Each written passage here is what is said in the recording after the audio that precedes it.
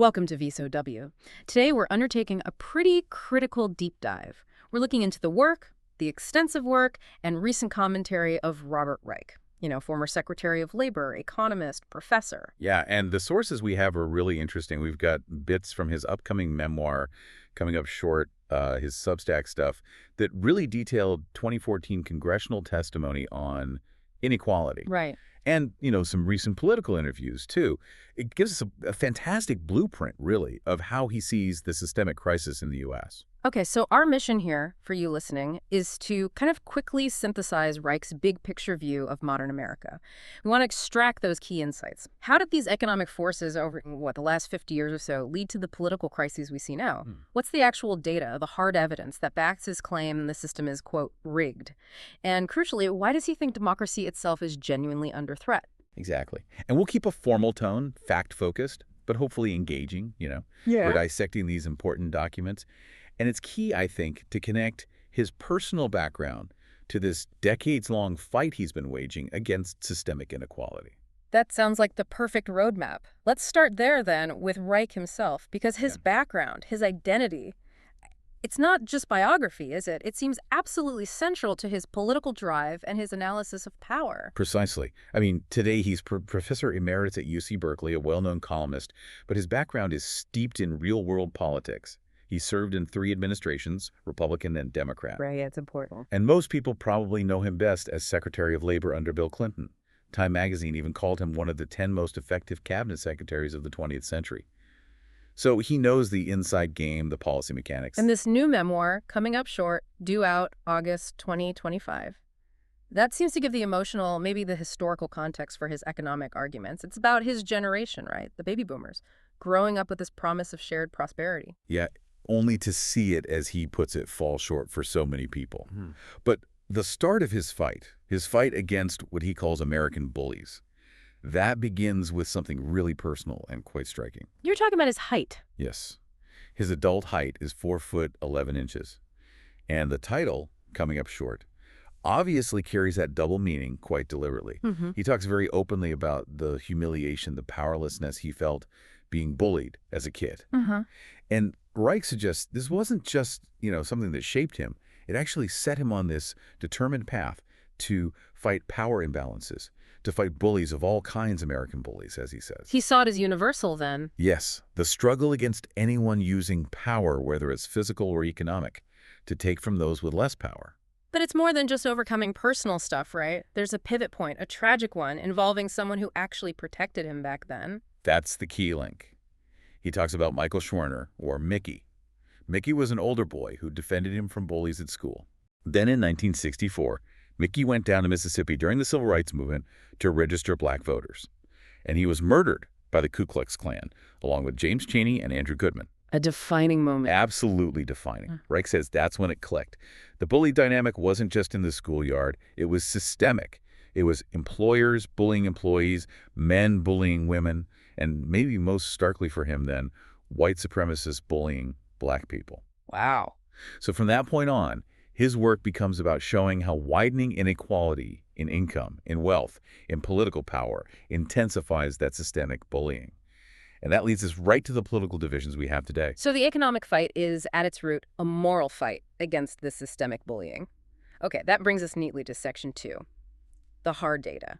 The core economic diagnosis he laid out for Congress, what he called the Great Divergence. Yeah, that 2014 testimony before the Joint Economic Committee was really something, a masterclass in pulling data together. His main argument then and now is that this widening income gap has been growing for, over 3 decades, maybe 4 now. Right. And it's not just unfair. It poses an existential threat to economic growth, to equal opportunity, and ultimately, he argues, to democracy itself. Does he concede that some inequality is needed? Oh, yeah. He acknowledges that. You need some level for incentives, for risk-taking. But the question for him is, when does it hit a tipping point? When does it destabilize everything? And he thinks we're past that point. Emphatically, yes. He believes we crossed that line quite some time ago. And the data he uses. You mentioned the CBO, Congressional Budget Office, and the economist Emmanuel Saez.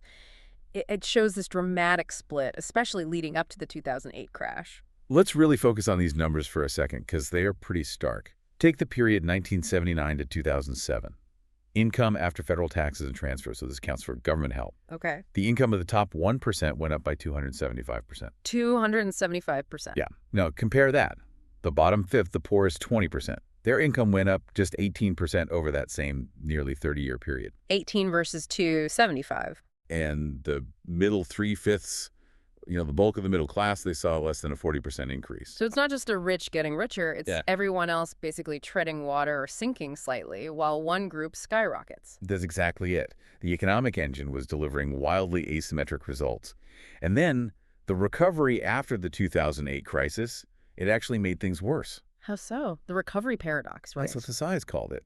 He calculated that 95 of all the economic gains since the recovery started in 2009 went straight to the top 1%. 95%. So for almost everyone else, the recovery basically didn't happen in terms of income gains. Pretty much. Yeah. At the same time, median family and household incomes, when you adjust for inflation, were actually falling or stagnant. Wow. So you can imagine the disillusionment, an entire economic expansion supposedly, and the vast majority feel none of the benefit. That breeds serious resentment. Reich uses these visuals, these figures in his testimony to show this shift. He frames it as, we grew together and then we grew apart. Yeah, the visuals make it really clear. Figure 1A covers that post-war boom, 1947 to 1979. And it shows annual real income growth was almost identical across all income fifths. It clustered really tightly between like 2.2 and 2.5% growth per year for everyone. The classic rising tide lifting all boats. Exactly. Shared prosperity. Then you look at figure 1B, covering 1979 to 2010. The picture just flips completely. The lowest fifth, their income actually fell over those 3 decades, negative 0.4%. Fell. The middle three groups barely budged. The top fifth grew, sure, but almost all of that growth was packed into the very, very top few percent. That's the great divergence in stark numbers. The economy stopped working as a shared growth machine. Precisely. And Reich argues this isn't just about fairness. It actively harms the economy's basic function, specifically by hurting demand. Because consumer spending is such a huge part of the U.S. economy, right? Like 70%. That's the economic threat he highlights. If most of the wealth is stuck at the top, it's kind of deflationary for the real economy. Rich people spend a smaller chunk of their income compared to middle class or poorer folks. Right. You can only buy so many yachts. Huh. Well, yeah. So if the middle class isn't seeing income growth, overall demand slows down, and that stifles economic growth for everybody. And then he adds this really ominous layer he calls the debt warning. Okay, tell us about that, this connection between peak inequality and financial crashes. He points out something quite startling. The 2 peak years for inequality in the last century, where the top 1% took home over 23% of all income, Yeah. were 1928 and 2007. Just before the 2 biggest crashes, 1929 and 2008. Exactly. He suggests that it's probably not a coincidence. Yeah. His figures 3 and 4 in the testimony show that both periods saw massive run-ups in borrowing, in debt. So the theory is when the top captures all the income, the middle class has to borrow more just to keep up. That's the argument. They take on unsustainable debt mortgages, student loans, credit cards, just to maintain their standard of living, or even the illusion of it. So in this view, extreme wealth concentration directly fuels these dangerous debt bubbles that eventually burst. The system itself forces borrowing to mask the underlying stagnation. But this isn't just about economic fragility. It hits the core American promise of opportunity, too. Absolutely. The debt warning explains the instability, but Reich says this concentration also poisons the promise of America, the idea of upward mobility. And he uses this concept called the Great Gatsby Curve, figure 5, in his testimony to illustrate this. The Great Gatsby Curve. We hear that term. How does he explain it? What's the practical impact for you, the listener? Okay, think of the economy like a ladder. Mobility is about how likely a kid born on the bottom rung is to climb towards the top. Now, if income distribution is pretty equal, the rungs on the ladder are relatively close together. Makes it. The Great Gatsby Curve shows that as income inequality increases, meaning the distance between the bottom rung and the top rung gets way bigger, the chance of climbing that ladder actually decreases. So even if you're climbing at the same speed, the destination is just much further away relatively. Exactly. The logic is straightforward. When that gap is huge, you make less relative progress. The economic landscape becomes more rigid, more fixed. It undermines the whole idea of meritocracy. The system starts to statistically reinforce the class you were born into. And that, for Reich, is the ultimate systemic bullying. Okay, that sets the stage really well. We see the massive split, the economic dangers, the threat to opportunity. Now, let's move to Section 3. Why did this happen? Reich is clear that globalization and tech played a part, but he really points the finger at domestic policy failures and the rise of what he calls the paper entrepreneur. Right. This brings us straight to the productivity puzzle. This is crucial. Until the late 1970s, maybe around 1980, the typical American worker's wage grew pretty much in sync with productivity growth. So if the economy got more efficient, workers generally got a share of that benefit. Yes. If a worker produced, say, 10% more value per hour, their real wage tended to go up by about 10%. That link was pretty solid. But after the late 70s, that link just broke. Productivity kept climbing rapidly, a cumulative increase of over 254% by 2010. Huge gains in efficiency. Huge. But hourly compensation basically flatlined. It only grew by about 113% cumulatively over that whole period. So workers are baking a much bigger pie, but their slice isn't growing nearly as fast. Where did the extra value go? Exactly. That's the puzzle. The vast majority of that increased value was captured elsewhere, mostly by shareholders, top executives, and increasingly the financial sector. Reich acknowledges the initial drivers, globalization, like container shipping and satellites making offshoring cheap, and automation, labor-replacing technologies. These things did put downward pressure on wages for many workers, while boosting pay for a select few, the highly educated, the well-connected, the lucky few, as he puts it. But he argues it wasn't inevitable that these forces would lead to such extreme inequality. It was policy choices that poured gasoline on the fire. That's his core argument. The problem wasn't just technology or trade. It was massively exacerbated by policy decisions that actively encouraged a fundamental shift in American capitalism. And this is where he brings in that absolutely critical distinction he made way back in a 1980 New York Times op-ed. The difference between product entrepreneurs and paper entrepreneurs. Okay, define those for us. Product entrepreneurs. These are the engineers, the inventors, the people who actually make things or improve services. They innovate by creating better goods, better services, often at lower cost. They enlarge the overall economic pie through tangible production. And the paper entrepreneurs. These folks are typically trained in law, finance, accounting. Their expertise isn't in making stuff, it's in manipulating complex rules and numbers. They specialize in financial engineering, mergers, acquisitions, complicated tax shelters, high-frequency trading, asset stripping, leveraged buyouts. Yep. And Reich's really profound point here is that paper entrepreneurs often don't actually grow the economic pie. They just rearrange the slices, often concentrating wealth in their own hands or maximizing short-term shareholder value, sometimes at the expense of the company's long-term health or its workers. And the data backs this up, that the paper entrepreneurs really took over. Dramatically. Look at the financial sector's share of total U.S. corporate profits. After World War II, it was stable at around 15%. Okay. By the mid-1980s, it had doubled to 30%. By 2001, it hit 40%. 40% of all corporate profits going to the financial sector. Yes. To put that in perspective, that was 4 times the profits of all U.S. manufacturing combined at that point. Wow. And Figure 9 in his testimony shows this visually, too. The median wage in finance just shot up relative to wages in all other industries, starting right around 1980. Financialization became the dominant force, the main way to get incredibly rich in America. And Reich doesn't just describe this shift. He explicitly assigns blame for the policy decisions that enabled it, and he spreads it across different administrations, right? Both parties. It's definitely a bipartisan critique of who enabled financialization. He points to specific moves. Under Reagan, he argues the SEC loosened rules, which basically unleashed corporate raiders, the precursors to today's private equity firms. They could use huge amounts of debt, often junk bonds, to buy companies, break them up, sell off the assets, and lay off workers, all in the name of maximizing immediate returns for shareholders. Reich calls this a knockout blow to many industrial communities and a key driver of wage stagnation. And then moving forward to the Clinton administration, where Reich himself served, he's critical there, too. Very critical. He focuses a lot on the influence of Treasury Secretary Robert Rubin and Larry Summers, both from Wall Street backgrounds. He says that despite warnings, including, implicitly, his own, the Clinton team refused to regulate highly leveraged derivatives. These were the complex financial instruments he famously called financial weapons of mass destruction. Right.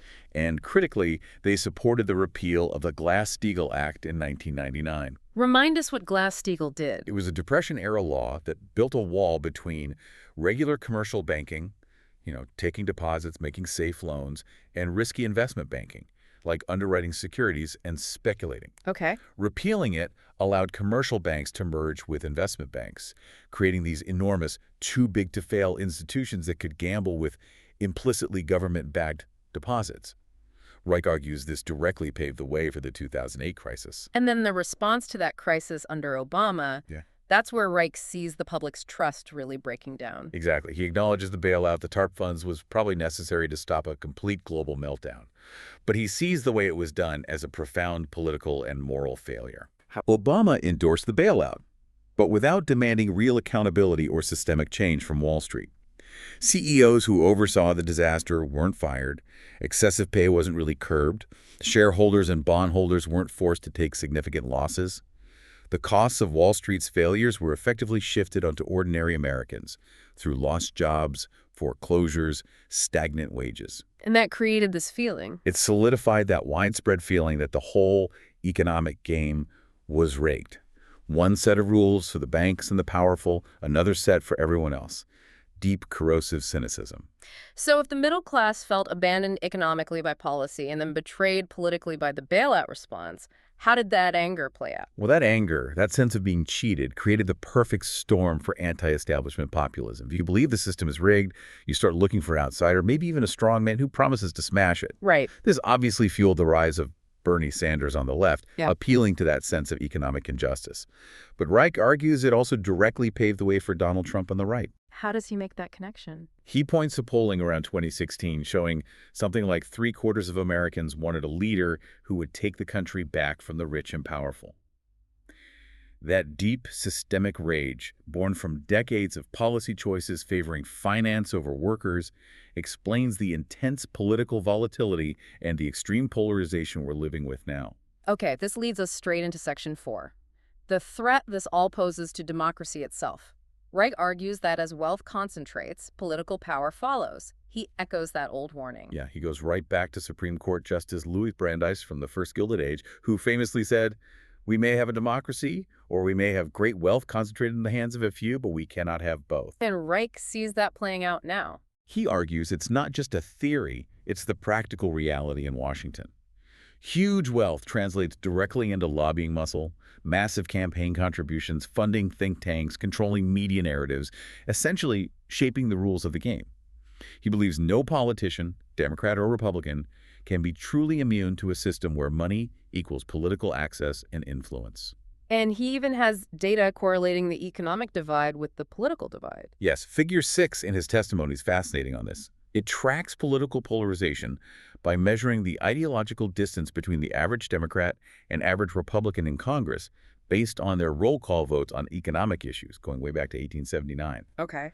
And the shape of that polarization graph, it almost perfectly mirrors the graph showing the share of national income going to the top 1% over the same period. So as inequality goes up, political partisanship and gridlock go up right alongside it. That's the clear correlation he presents. His interpretation is that as more Americans feel the system is rigged against them, they lose faith in institutions, distrust the other side intensely, and become more receptive to extreme anti-establishment voices. In his more recent stuff, the Substack, articles, interviews, he really doesn't hold back his criticism, does he? And it's aimed squarely at both major parties. Let's start with the Democrats. Yeah, he's incredibly blunt. He says flat out that the Democratic Party has abandoned the working class. Abandon them. He argues they left this huge vacuum, neglecting the economic anxieties of working people. And that vacuum allowed, in his words, a demagogue, tyrant fascist named Donald Trump to step in and claim he was their champion without facing real competition from the Democrats on that economic message. So he sees the party structure itself as part of the problem. Very much so. He says things like, there is no longer a Democratic Party as such, but instead, a big financial machine called the Democratic Party. He sees it as too dependent on corporate donors, too aligned with Wall Street interests, and therefore fundamentally unable or unwilling to truly fight the inequality he's been documenting for decades. And his view of the Republican Party today. Equally scathing, maybe even more dismissive in terms of governance, he describes them basically as, quote, a bunch of absolute zombies that followed Donald Trump. Zombies. Yeah. His view is that the GOP has largely abandoned traditional conservative principles or any real interest in governing, and instead focuses almost entirely on culture wars and demonstrating loyalty to Trump. So the result is? The result, he says, is disastrous for the country. We don't have two governing parties as we did before. We have what he sees as a transactional financial machine on one side and a kind of nihilistic, anti-governing populist movement on the other. Not a healthy situation for democracy. Let's dig into his view of Trump himself. He calls him the bully of bullies. How does that connect back to his original thesis about bullying? Trump, for Reich, is the ultimate embodiment of that personal bully dynamic, just scaled up to the national level. He uses the swagger, the aggressive rhetoric, the attacks, to present himself as this strongman savior for people who feel pushed around by the system. But Reich sees him As a Trojan horse for the rich and powerful. He argues Trump's core strategy is misdirection. Create scapegoats, immigrants, the deep state, coastal elites, whatever, to distract working-class voters from the real sources of economic hardship, which Reich identifies as corporate power and financial manipulation. things that Trump's policies often actually benefit. Exactly. Like the huge tax cuts skewed towards corporations and the wealthy and broad deregulation. So the bullying persona resonates with those feeling bullied, but the policies, Reich argues, ultimately help the very economic elites rigging the system. Reich doesn't just criticize Trump, though. He's also taken aim at Democratic leaders and waded into some really contentious foreign policy debates. Yeah, on the domestic side, he was sharply critical of Democratic leadership for trying to squash progressive challenges from within the party. He specifically called out Senate Leader Chuck Schumer and House Leader Hakeem Jeffries for refusing to endorse Zohran Mamdani, a progressive, in a New York primary. He called that decision ridiculous and even disgraceful. Why? Because he sees figures like Mamdani and Alexandria Ocasio-Cortez as representing the necessary future of the party, one that has to unapologetically champion working-class interests to win back trust. And then there's his very strong and, as you said, provocative stance on the Middle East, specifically Israel and Gaza. Yes, and it's important we report this accurately, given the charged nature of his comments. Reich, who himself is Jewish, has stated he is deeply anti-Netanyahu and his government. He uses strong language. Extremely strong. He's called Netanyahu a war criminal and described Israeli actions in Gaza as constituting genocide and war crimes. And he criticizes U.S. policy. He explicitly condemns prominent Democrats, including the current administration, for continuing to provide armaments and what he sees as unconditional support to Netanyahu's government. He says, quote, "There's no excuse for this. Absolutely none. It's a very firm, unambiguous position." Finally, on the critique of power, he singles out Trump's use of tariffs as an abuse of executive authority. Yes, this goes to undermining democratic checks and balances. He argues Trump has essentially usurped Congress's constitutional power, Article 1, Section 8, which gives Congress the authority to regulate commerce and impose tariffs. So Trump is using this power improperly. Reich says Trump uses this fake power, as he calls it, not for coherent economic strategy, but as a political weapon, a club to bully other countries. He gives examples like threatening huge tariffs on Brazil over how they treated their former president Bolsonaro, or threatening Canada if they supported a Palestinian state. He sees it as an abuse of power layered on another abuse interfering in other nations' politics using constitutionally questionable means. Okay, so the diagnosis is stark. Systemic bullying, driven by financialization and political failure, leading to massive inequality, polarization, and a democracy under threat. What's the cure? How does Reich think we salvage democratic capitalism? That brings us to Section 5, the policy prescriptions. We should probably go through these in some detail. Yeah, and Reich is a realist here. He doesn't think these policies will just happen on their own. He stresses that reversing decades of inequality needs a massive social movement. Like past movements. Exactly. Something on the scale of the progressive movement a century ago, or the labor movement in the 30s, or the civil rights movement. He believes popular pressure is essential to force change, but he does provide a concrete 7-point policy blueprint. Very pragmatic. Okay, let's break them down. Number 1, make work pay. What does that involve specifically? 2 main things here. First, raise the federal minimum wage significantly, he suggested, at least $10 an hour back in 2014, which would be higher now adjusted for inflation. Right. Second, substantially expand the Earned Income Tax Credit, the EITC. Remind listeners what the EITC is. It's basically a tax refund for low to moderate income working people. It boosts their take-home pay directly, without relying on employers. Reich's logic is that many of the fastest-growing job categories are low-wage service work, retail, food service, care work, child care, elder care, hospital staff. He insists no one working full-time should be in poverty, and these policies are the most direct way to lift wages at the bottom. Makes sense. Number 2 targets worker power directly. Unionization. This is absolutely critical for Reich. He shows data where the rise and fall of union density in America almost perfectly tracks the rise and fall of the middle class's share of national income. So unions were key to shared prosperity. They gave workers the collective. Interestingly, he suggests focusing not so much on manufacturing, which faces global competition and automation, but on those low-wage service jobs that are largely sheltered from those pressures. Think hospitality, retail, care work again. Mhm. If that sector unionizes significantly, it could fundamentally shift the wage structure for millions. Okay. Recommendation 3, change how we view education. Yes, shift from seeing it as a private investment that individuals finance with debt to seeing it as a public good that benefits everyone. He sees education as the main engine for upward mobility, the antidote to that Great Gatsby curve. To make opportunity real, he advocates for major public investment across the board. Meaning? High-quality early childhood education, world-class K-12 schools for everyone, and then making public higher education and technical training affordable or even free. The idea is investing in people's skills benefits the whole economy, justifying the public cost. 4th is infrastructure investment, but with a focus on fairness. Right. Obviously, big infrastructure projects create good construction jobs. But Reich also emphasizes how modernizing infrastructure helps lower-income workers specifically. Think about it. Crumbling roads mean long, expensive commutes, basically a tax on workers' time and money. Poor broadband access cuts people off from jobs and education.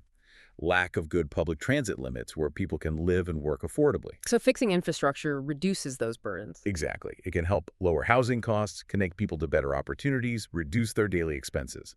He argues every American deserves 21st century infrastructure. Okay, number 5 gets to the money. How do you pay for all this? Taxes on the wealthy. And here he brings in that crucial historical context that often gets ignored. He points out that from the end of WWII until 1981, during the era of broadly shared prosperity, the top marginal federal income tax rate never dropped below 70%. 70%, wow. And the effective rate, what the very wealthy actually paid after deductions, was often around 50%. Those rates were slashed dramatically after 1981 based on trickle-down theories that Reich argues clearly failed. So given the massive income gains documented at the very top since then, He argues it's both economically necessary and fundamentally fair to raise that top marginal rate again, and also to aggressively close the loopholes in the tax code that disproportionately benefit the wealthiest individuals and inherited wealth. number 6 circles back to Wall Street, the source of the 2008 crisis. Constrain the financial sector. Yes, a multi-pronged approach here to tackle financialization. First, bring back Glass-Steagall. Fully separate risky investment banking from federally insured commercial banking. Rebuild that wall. Rebuild the wall. Second, cap the size of the too-big-to-fail banks, or find ways to end the implicit government subsidy they get, because that encourages excessive risk-taking. Third, implement a small tax on financial transactions. This would dampen excessive high-speed speculation that doesn't really add economic value and raise significant revenue. His view is the biggest banks still pose a systemic risk. And finally, point 7, maybe the most fundamental. Get big money out of politics. Because without this, he implies, the other 6 points are much harder, maybe impossible to achieve. The immense influence of concentrated wealth in politics effectively blocks reforms that might challenge that wealth. So the target is Citizens United. The ultimate goal, yes, is to reverse the Supreme Court's Citizens United decision, which opened the floodgates to unlimited corporate and union spending in elections. That likely requires a constitutional amendment or a change in the court. And in the meantime, Move towards robust public financing of elections. He suggests systems like providing federal matching funds, say $2 from the government, for every $1 raised from small individual donors. the idea being to shift politicians' focus. Exactly. Incentivize them to spend time courting small donors and average voters, rather than chasing huge checks from corporations, unions, and billionaires. Make politicians more responsive to the public, less beholden to big money. That is a really comprehensive blueprint. Synthesizing all this, the memoir excerpts, the testimony data, the recent commentary, what really stands out to me is the clarity of his narrative arc. It's this failure to adapt policy after the 1970s, coupled with deliberate choices favoring finance, that created the inequality monster, which in turn fuels the political dysfunction we see. And the fact that the political system itself seems captured or broken, unable to respond effectively to the public anger it helped create, That seems like the core bottleneck Reich identifies. Yeah, and what's striking is how he weaves it all together. It's not just dry economics. The sheer weight of the data is always connected back to that very personal moral core about fighting bullies. Mm. He doesn't just see financial rigging as inefficient or unfair. He sees it as fundamentally immoral, as systemic bullying on a grand scale. Mm. His work is almost a challenge to his own generation, the baby boomers who grew up in that brief post-war moment of shared prosperity. Did they strengthen American democracy, or did they, as his book title suggests, ultimately come up short? He does seem to hold out hope, though, that pragmatic change is possible. He does. He believes America has this capacity for pragmatic reform, for saving capitalism from its own worst excesses. But, and this is the crucial but, he insists it only happens when a powerful social movement demands it, giving politicians the backing they need to overcome the inevitable opposition from concentrated wealth. So that really leaves a big question for you, the listener, to chew on after hearing all this.